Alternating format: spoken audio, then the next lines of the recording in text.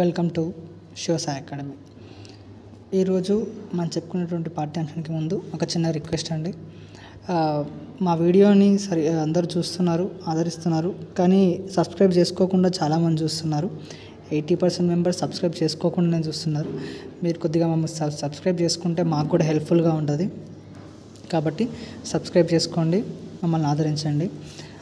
ఈరోజు పాఠ్యాంశంలోకి వెళ్తే సీత ఇష్టాలు అనేటువంటి పాఠ్యాంశం యొక్క ఉద్దేశం చూద్దాం. ఆడపిల్లల పట్ల వివక్ష అంటే తేడా చూపించడం అనేటువంటి ఏదో అది లేకుండా ప్రోత్సహిస్తే అన్ని రంగాల్లో వాళ్ళు సాధించగలుగుతారు.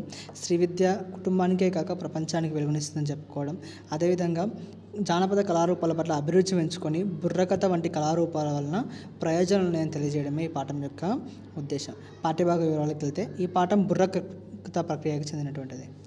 బుర్రకథ ప్రక్రియకు చెందినటువంటిది. జానపద కళారూపాలలో బుర్రకథ కూడా ఒకటి. ఇందులో కథకుడు, ఇద్దరు వంత పాడేవాళ్ళు ఉంటారు. ఒక కథకుడు ఉంటారు, ఇద్దరు వంత పాడేవాళ్ళు ఉంటారు. వచన గేయ రూపాలలో ఈ కథను చెప్తూ అభినయిస్తారు.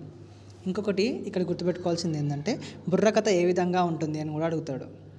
గేయ రూపంలో లేదా వచన రూపంలో. ఇక్కడ రెండు విధాలుగా ఉండేటువంటి దాన్ని మనము బుర్రకథగా చెప్తాం. ఇటు వచనం ఉంటుంది, అదేవిధంగా గేయ రూపంలో కూడా ఉంటుంది. ఆ రెండు విధాలుగా ఉండేటువంటి దాన్ని మనము బుర్రకథగా చెప్తాం.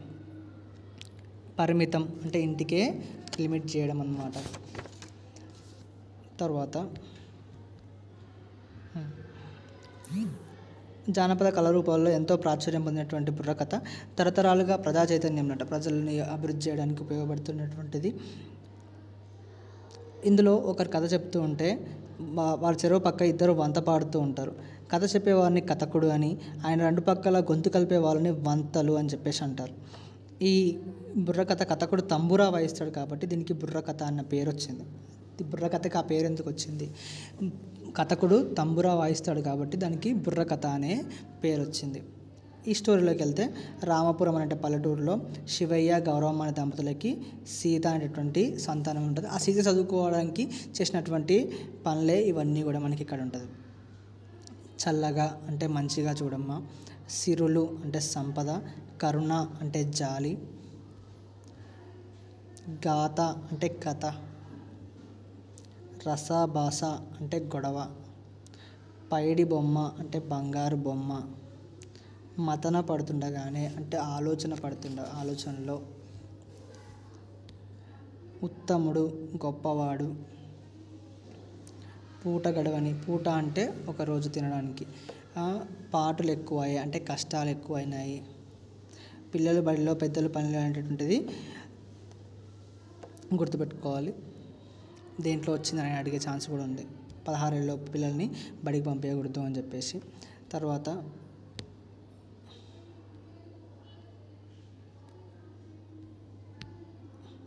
అతిగా అంటే ఎక్కువగా. ఇక్కడ శ్రేష్టము అంటే గొప్ప,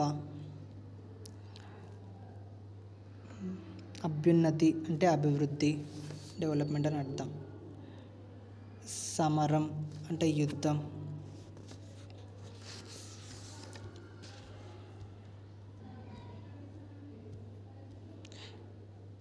పట్నం అంటే నగరం. ఈ విధంగా దీంట్లో ఉన్నటువంటి ముఖ్యాంశాలు ఇవి. అదేవిధంగా పాఠ్యాంశం తర్వాత కూడా మనకు కొన్ని ముఖ్యమైనటువంటి ఇన్ఫర్మేషన్ ఇవ్వడం జరిగింది. వాటిని కూడా మనం ఒకసారి డిస్కస్ చేసుకుందాం. అదేంటంటే మలాలా, ఈమె పాకిస్తాన్కి చెందినటువంటి వ్యక్తి. ఈమె ఏం చేసింది ఏంటనేది మనం ఒకసారి చూద్దాం.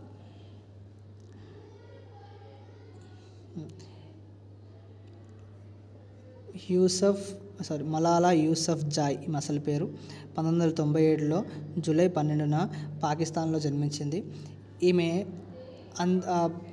కుటుంబాన్ని ప్రేమించడమే, అందరినీ ప్రేమించడమే మా కుటుంబం నాకు నేర్పింది అని చెప్పేసి Gandhiji, Martin Luther King, Mother తెరెసాలే నాకు ఆదర్శం అని చెప్పినటువంటి వ్యక్తి. అదేవిధంగా బాలల హక్కుల కోసం కృషి చేస్తున్న భారతీయ సామాజిక సేవకుడు సత్యార్థి కైలాష్ ప్రకాష్ బాలల హక్కుల కోసం కృషి చేస్తున్న భారతీయ సామాజిక సేవకుడితో కలిసి 2014లో నోబెల్ శాంతి బహుమతి తీసుకుంది. అంటే ఇద్దరికి కలిపి ఆ సంవత్సరంలో శాంతి బహుమతి అనేది రావడం జరిగింది. మన భారతదేశంలో నుంచి ఎవరికి వచ్చింది? సత్యార్థి కైలాష్ ప్రకాష్ గారికి. ఆయన ఎందుకు వచ్చింది? బాలల హక్కుల కోసం కృషి చేస్తున్నందుకు ఆయనకి ఈ నోబెల్ శాంతి బహుమతి అనేది వచ్చింది. తన పిల్లలను అద్భుతంగా తీర్చిదిద్దిన తల్లి 100 మంది ఉపాధ్యాయులతో సమానం. రామకృష్ణ పరమహంస చెప్పినటువంటిది. తర్వాత పాఠ్యాంశానికి వెళ్తే, స్త్రీలు పొంగిన జీవగడ్డ రాయపోలు సుబ్బారావు గారు రాసినటువంటిది. పీఠము అంటే గద్దె, స్థానము, పీఠం అని చెప్పేసి అర్థం.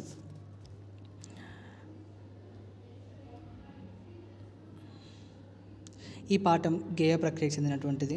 ఇది మాత్రా ఛందస్సులో ఉంటుంది. పాడుకోవడానికి వీలుగా ఉండేటువంటి దాన్ని గేయంగా మనం చెప్తూ ఉంటాం. కవి పరిచయానికి వెళ్తే, భావకవిత్వానికి పేరు కన్నటువంటి వ్యక్తి రాయపోలు సుబ్బారావు. గుంటూరు జిల్లా గార్లపాడు గ్రామంలో జన్మించాడు. తృణకంకణం, స్నేహలత, స్వప్నకుమార, కృష్ణకమల, ఆంధ్రవలి, జడకుచ్చులు, వనమాల అనేటువంటి కావ్యాలు రచించాడు. తృణకంకం కావ్యాన్ని రచించినటువంటి వ్యక్తి ఎవరు అని చెప్పేసి ఒకసారి క్వశ్చన్ వచ్చింది అన్నిటిలో, కాబట్టి గుర్తుపెట్టుకోండి. తృణకంకణం అని రాసినటువంటి వ్యక్తి రాయపోలు సుబ్బారావు గారు. రమ్యాలోకం, మాధురి దర్శనం ఈయన రాసిన లక్షణ గ్రంథాలు. రాయపోలు సుబ్బారావు గారి లక్షణ గ్రంథాలు ఏంటి? రమ్యాలోకం, మాధురి దర్శనం. అద్భుత వర్ణనలు, తెలుగుదనం, దేశభక్తి రాయపోలు ప్రభుత్వంలో అడుగడుగునా కనిపిస్తూ ఉంటాయి.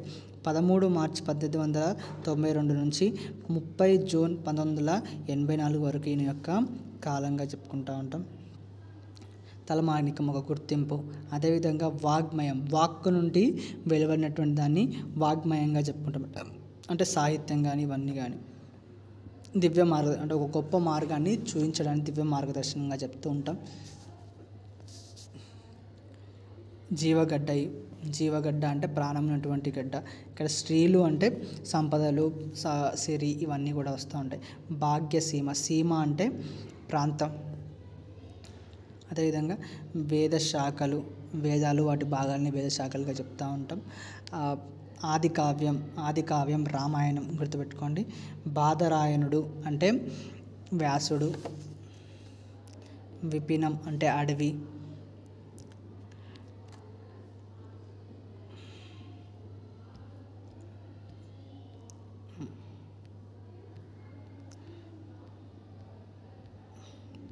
పదము అంటే పాట.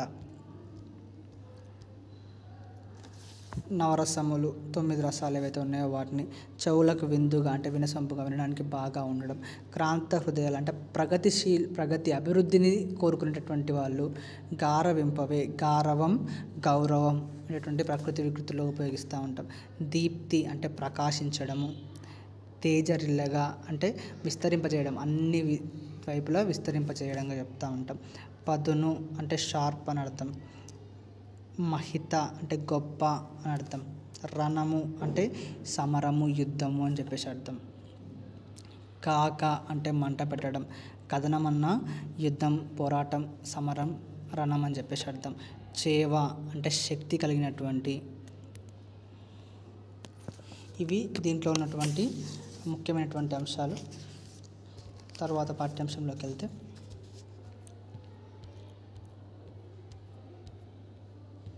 ప్రతి ఒక్కటి కూడా మనం చదువుకోవాలండి. ప్రతి ఒక్కటి చదువుకుంటేనే మనకు వస్తాయి. లెసన్ మధ్యలోకి నుంచి కూడా అడుగుతున్నాడు. ప్రపంచానికి మార్గదర్శనం చేయగలిగిన సామర్థ్యం భారతదేశానికి మాత్రమే ఉంది అనేటువంటి వ్యక్తి ఆర్నాల్డ్ టాయిన్బీ. అప్పుడప్పుడు ఇట్లాంటివి కూడా మనకు వస్తూ ఉంటాయి, కాబట్టి గుర్తుపెట్టుకోవాలి. ఇక్కడ చూడండి, తెలంగాణ గర్వించదగ్గ తెలంగాణ బిడ్డ కెప్టెన్ విజయ రఘునందన్ రావు గారు. ఈయన స్వతంత్ర సమర సైనికుడు. ఆ సైనికుడు ఏ విధంగా పోరాడాడు ఏంటి అనేది మనకి ఇక్కడ ఇవ్వడం జరిగింది. ఈయన పుట్టినటువంటి ఊరు, ఈయన రాజన్న జిల్లా బోనాల గ్రామం. బోనాల కూచగిరిరావు శ్రీమతి కాంతమ్మ దంపతులకి 5/8/1938 జన్మించాడు. ఈయన ప్రాథమిక విద్య అంతా బోనాలలో చేశాడు. చాదర్ఘాట్ ఉన్నత పాఠశాలలో గణితంలో ఈయన డిస్టింక్షన్లో మెట్రికులేషన్లో ప్రథమ శ్రేణి అంటే ఫస్ట్ ర్యాంక్లో పాస్ అవ్వడం జరిగింది. నిజాం కాలేజీలో ఇంటర్మీడియట్, ఉస్మానియా యూనివర్సిటీలో LLB చదివి మంచి మార్కులతో పాస్ అయ్యాడు. ఇంటర్మీడియట్లో ఎన్సీసీలో చేరి మంచి చికెన్ తీసుకొని రైఫిల్ మెన్గా కూడా ఈయన గుర్తింపు పొందిన వ్యక్తి. 1962లో జరిగిన జాయింట్ సర్వీసింగ్ వింగ్ నిర్వహించిన ఎంపికలో దక్షిణ భారతదేశంలోనే ఈయన ప్రథముడు, అంటే మొట్టమొదటి వ్యక్తిగా ఈయన నిలవడం అనేటువంటిది మంచి పేరు. రెండవ లెఫ్టినెంట్గా సైన్యం NFFAలో నియమింపబడ్డాడు. ఆ తర్వాత నాగాలాండ్కి బదిలీ మీద వెళ్ళినప్పుడు మిలిటరీ ఇంటెలిజెన్స్ అంటే గూఢచారి వ్యవస్థలో శిక్షణ పొందాడు. తర్వాత కెప్టెన్గా పదోన్నతి అంటే ప్రమోషన్ అనేటువంటిది వచ్చింది. తర్వాత కాశ్మీర్ని ఆక్రమించుకోవడానికి జరిగినటువంటి పాకిస్తాన్ యుద్ధంలో రఘునందన్ రావు సైనిక దళానికి నాయకత్వం వహిస్తూ ఎంతో భీకరంగా యుద్ధం చేయడం జరిగింది. బట్ అన్ఫార్చునేట్లీ ఒక బుల్లెట్ తాకి అతను చనిపోవడం అనేది జరిగింది. 17 సెప్టెంబర్ 1965 ఆయన చనిపోవడం జరిగింది. సెప్టెంబర్ 24న సకల లాంఛనాలతో ఆయనకి దహన సంస్కారాలు చేయడం అనేటువంటిది జరిగింది. కరీంనగర్లో మిషన్ హాస్పిటల్ రోడ్డుకి ఈయన పేరు అనేది కూడా పెట్టడం అనేటువంటిది జరిగిందనమాట. విజయనగరం పేరుతో ఒక నూతన గ్రామం కూడా ఏర్పడింది. భారత ప్రభుత్వం వీర చక్రతో ఈయనని గౌరవించింది. సిరిసిల్ల బోనాల గ్రామాల మధ్య విజయనగరం అని చెప్పేసి అంటే ఈయన పేరు మీద ఒక ఊరు కూడా వెలువడింది అనమాట. ఇట్లా సమాజహితం కోరుతూ ఇటువంటి పేర్లు పెడతా ఉంటారు ఊళ్ళలోకి అండ్ వాళ్ళకి గుర్తుగా. తర్వాత పాఠ్యాంశంలోకి వెళ్తే రాణి శంకరమ్మ.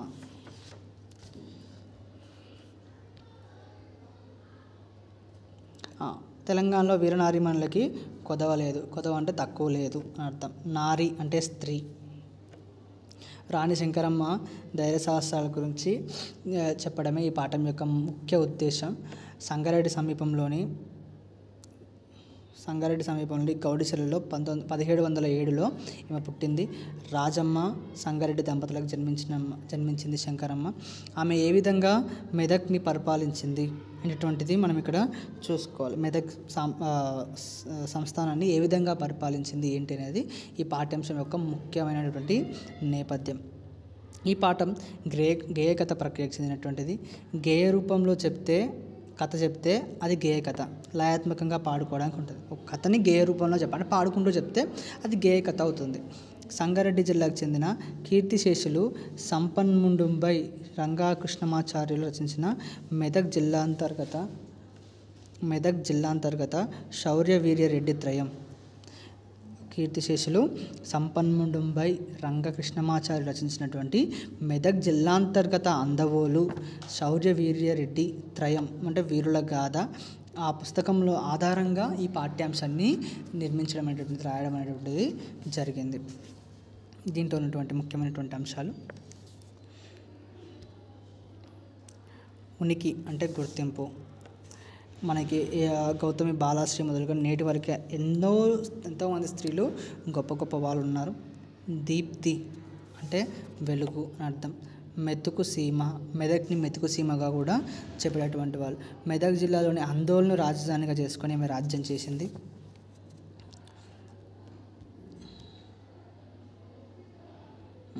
సుగుణాల పట్టి అంటే మంచి గుణాలు ఉన్నటువంటి అమ్మాయి. మేటి అంటే గొప్ప. ఇదంతా కూడా బతుకమ్మ పాట రూపంలో ఉంటుంది. రోషము ప్రకృతి వికృతులు అడిగే ఛాన్స్ ఉంటుంది. అదేవిధంగా ఆకలి దప్పులు ద్వంద్వ సమాసంలో వస్తుంది. ఆకలి దప్పిక అంటే దాహం. ఇటువంటివి గుర్తుపెట్టుకోవాలి. చెంతకేగింది అంటే దగ్గరగా వెళ్ళింది. ఈ రీతిగా ఈ విధానంగా. దిగ్గున అంటే హఠాత్తుగా.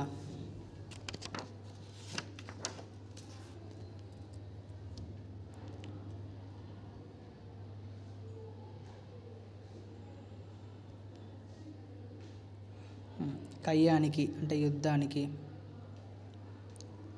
కథనం అన్న యుద్ధమే. అశ్వికాదళం అంటే గుర్రాల దళం అని అర్థం. పీష్వాలు అంటే మహారాష్ట్ర రాజుల్ని పీష్వాలుగా మనకి ఇక్కడ చెప్పడం జరిగింది. నైజాం నవాబు శంకరమ్మకు రాయబాగిన్ అనేటటువంటి బిరుదు ఇచ్చాడు. ఇది ఇంపార్టెంట్ అండి. నైజాం నవాబు శంకరమ్మకి ఏ బిరుదునిచ్చాడు? రాయబాగిన్ యొక్క మీనింగ్ ఏంటంటే రాజ సహోదరి అని అర్థం అన్నమాట. అంటే కింగ్కి చెల్లెలు లాంటిది లేదా అక్క లాంటిది అని చెప్పుకోవడం ఇక్కడ మనం చూస్తూ ఉంటాం. 1764 సంవత్సరంలో అందోల్ రాజ్యానికి శంకరమ్మ రానయ్యింది. కానరాలేదు అంటే కనబడలేదు.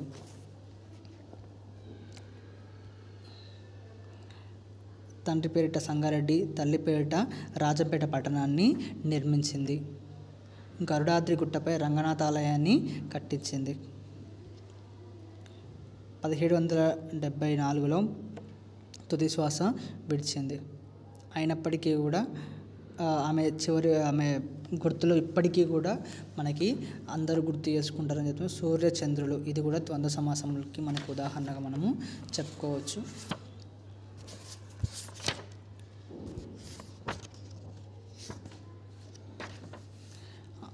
ఈ పాఠ్యాంశంలో ఉన్నటువంటి ముఖ్యమైన అంశాలు ఇవి. తర్వాత పాఠ్యాంశంలో మళ్ళీ ఉపవాచకంలో తీసుకొని మళ్ళీ వస్తాం. అప్పటి వరకు మా ఛానల్ని సబ్స్క్రైబ్ చేసుకోండి. Thank you.